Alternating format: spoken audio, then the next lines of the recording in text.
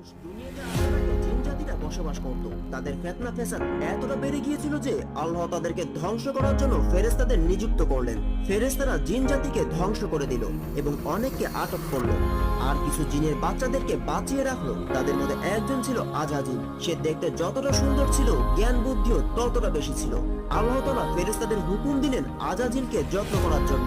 ফেরেশতারা আজাজিলকে খুব অল্প সময়ের মধ্যে সবকিছু শিখিয়ে ফেললেন। আল্লাহর পছন্দের জায়গাগুলোতে আজাজিল সেজদাও করেছিল। সেই কারণে আল্লাহ তাকে ফেরেশতাদের সর্দার বানিয়ে দিয়েছিলেন। তার ইবাদত এতই উত্তম ছিল যে সপ্তম আকাশের ফেরেশতারা তাকে আজাজিল বলে ডাকত।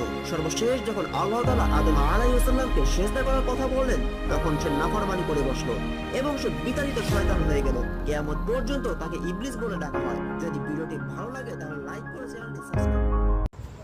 Don't forget like and share and subscribe